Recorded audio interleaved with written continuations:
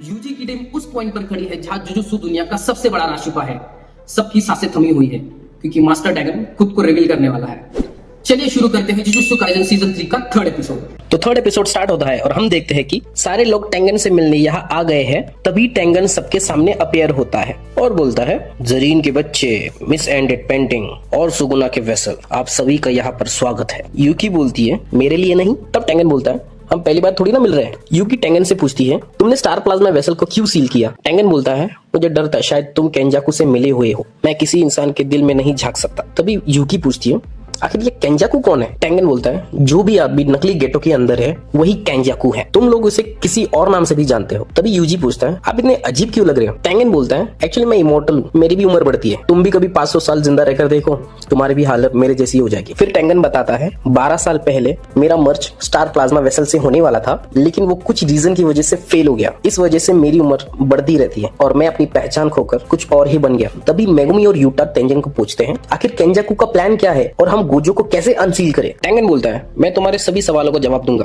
पर बदले में मुझे भी कुछ चाहिए। यहाँ 3 स्पेशल गार्ड मौजूद है, मैं चाहता हूँ कि इन तीनों में से कोई एक यहाँ पर रुककर मेरी रक्षा करे। यूटा कहता है, आपको प्रोटेक्शन क्यों चाहिए? आप तो अमर हो ना? माकी बिल्कुल सैवेज में बोलती है, तुम भी सील होने से डरते हो क्या? यूकी पूछती है, गार्ड्स क्यों चाहिए और कितने टाइम के लिए चाहिए? तभी टेंगन केंजाकू का प्लान रिवील करता है। वो कहता है कि केंजाकू पूरे जापान का फोर्स इवैल्यूएशन करवाना चाहता है। मेगुमी कहता है, वो ट्रांसफिगरेशन से भी तो कर सकता है। टेंगन बोलता है, उसके पास इतनी पावर नहीं है, इसलिए वो मर्जर का यूज करेगा। पूरी इंसानियत का मर्जर वो मेरे साथ करवाना चाहता है। मेगुमी बोलता है, पर आप तो स्टार प्लाज्मा वेसल के साथ ही मर्ज हो सकते हो ना? फिर टेंगन बताता है कि 12 साल पहले मेरा मर्ज होने ही वाला था, लेकिन एक आदमी की वजह से वो फेल हो गया। अब मैं इन्वॉल्व हो चुका हूँ, अब मैं आम इंसानों के साथ भी मर्ज हो सकता हूँ। चोजो बोलता है, आप तो सिंगल बीइंग हो, आप इतने लोगों के साथ कैसे मर्ज हो सकते हो? टेंगन बोलता है, जो तुम देख रहे हो वो मेरा असली रूप नहीं है चोजो, एक्चुअली मेरी आत्मा कहीं और है और जमीन और आसमान मेरे लिए एक ही है, और जो भी मेरे साथ मर्ज होगा वो जुजुत्सु सॉर्सरर से भी एक लेवल आगे चला जाएगा। मैं अपनी बैरियर टेक्निक से खुद को कंट्रोल में रख सकता हूँ, लेकिन बाकी इंसान ऐसा नहीं कर पाएंगे।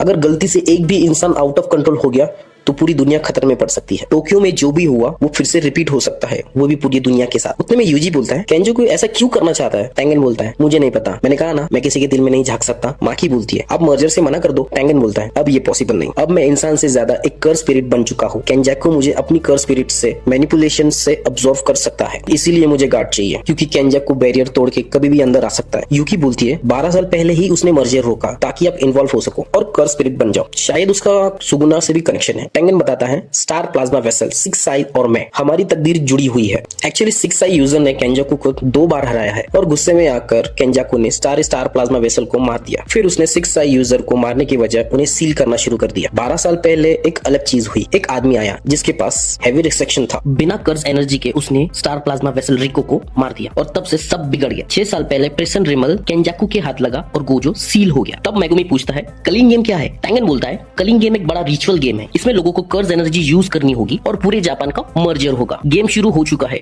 अगर केंजाकू मर भी गया तो भी ये गेम नहीं रुकने वाला। अगर कोई प्लेयर 100 पॉइंट्स कलेक्ट कर लेता है तो वो प्लेयर एक नया रूल ऐड कर पाएगा, मतलब हमें गेम में हिस्सा लेना ही होगा। मेगुमी बोलता है, हमें गोजो सेंसे को आजाद करना ही पड़ेगा। टेंगन बोलता है, पहले डिसाइड तो करो कौन यहाँ रुककर मेरी रक्षा करेगा। चोजो और यूकी रुकने के लिए मान जाते हैं। चोजो बोलता है, यूजी यूटा के साथ सेफ रहेगा, मुझे अपना पुराना हिसाब भी तो चुकता करना है। और वहाँ यूकी बोलती है, मुझे भी टेंगन से कुछ बातें करनी है, मैं भी रुकूंगी। अब टेंगन अपने हाथ से प्रिज्म रेलम जैसा एक ऑब्जेक्ट निकालता है। वो कहता है, ये प्रिज्म रेलम एक बैकडोर है, इससे गोजो को आजाद किया जा सकता है, लेकिन इसके लिए इन्वर्टेड स्फीयर ऑफ हेवन या ब्लैक रूफ चाहिए जो कर्स टेक्निक कैंसिल करना जानता हो। पर प्रॉब्लम ये है कि गोजो ने दोनों चीजें डिस्ट्रॉय कर दी है। यूटा बताता है कि मैं और मेगुल अफ्रीका में ब्लैक रूफ ढूंढने गए, लेकिन कुछ नहीं मिला। टेंगन बोलता है, अब सिर्फ एक ही रास्ता बचा है, कलिंग गेम का एक प्लेयर, एक ऐसा सॉर्सरस जिसे एंजल के नाम से जाना जाता है। उसका असली नाम हाना कुरुसु है। वो किसी भी कर्स टेक्निक को कैंसिल या डिलीट कर सकती है। वो एंजल टोक्यो कॉलोनी में मिलेगी। जापान में टोटल 10 कॉलोनी बैरियर से अगर बाउंड्री क्रॉस हुई तो पूरा जापान के लोग टेंगन से मर्ज हो जाएंगे। बस होकाइडो सेफ है। रिचुअल लगभग 2 महीने में कंप्लीट होगा। फिर टेंगन कलिंग गेम के रूल्स बताता है। फर्स्ट रूल,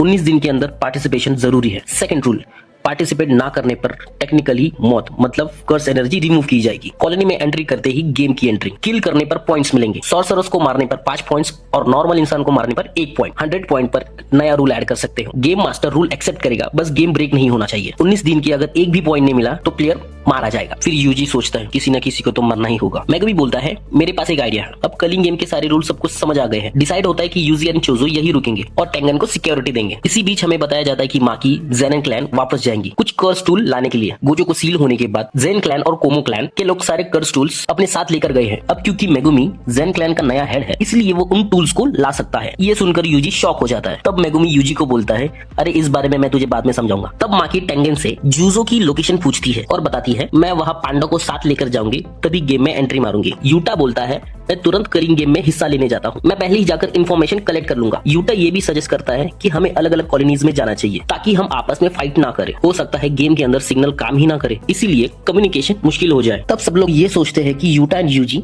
से अलग हो गया और उसी वक्त सुगुना बाहर आया। तो इस पर मेगुमी बोलता है, ऐसा कुछ नहीं होगा, अगर हुआ भी तो मेरे मरने के बाद सुगुना को मार देना। यहाँ माकी यूजी और मेगुमी को हाकिरी के पास जाने के लिए कहती है। यूटा बताता है, हमारे 3rd ईयर की स्टूडेंट है, फिलहाल वो सस्पेंड है, लेकिन हमें लोगों की कमी है, इसलिए हमें हाकिरा को भी साथ लेना चाहिए। यूजी बोलता है, क्या वो स्ट्रॉन्ग है? यूटा बोलता है, हाँ थोड़ा मस्ती मजाक वाला तो है, लेकिन वो मुझसे भी ज्यादा स्ट्रॉन्ग है। इसके बाद सब लोग वहाँ से निकल जाते हैं। जाते जाते यूजी रुक जाता है, पीछे मुड़कर चोजो को बोलता है, थैंक यू इतनी मदद करने के लिए। चोजो यूजी को बोलता है, मेरे भाई बस जिंदा रहना। यूजी वहाँ से चला जाता है और हम देखते हैं कि चोजो चुप चुप कर रोने की कोशिश करता है। यूकी पूछती है, अरे तुम रो क्यों रहे हो? तभी सीन शिफ्ट होता है और हमें तकाबा नाम के एक आदमी से इंट्रोड्यूस करवाया जाता है। तकाबा एक हॉल के अंदर कॉमेडी कर रहा है। उसकी कॉमेडी सुनकर वहाँ बैठे लोग बोर हो जाते हैं, कुछ लोग तो सो ही जाते हैं। बैक स्टेज पर हम देखते हैं कि कुछ लोग तकाबा से कहते हैं, तुम्हें यह काम छोड़ देना चाहिए भाई, तुम 35 साल के हो चुके हो, कुछ और काम ढूंढ लो, तुम्हारी बस की बात नहीं है कॉमेडी। हम देखते हैं कि तकाबा बेंच पर बैठा हुआ है और उसका दोस्त उससे बोल रहा है न्यूज़पेपर पढ़ते हुए, जिसका नाम किन होता है। तकाबा, मुझे तुम्हारे जोक्स अच्छे लगते हैं। दुनिया में 2 तरह के कॉमेडियंस होते हैं, एक जो सच में फनी होते हैं और दूसरे जिन्हें लगता है वो फनी है। फिर किम पूछता है, तुम किस टाइप के कॉमेडियंस हो? तकाबा सोच कर बोलता है,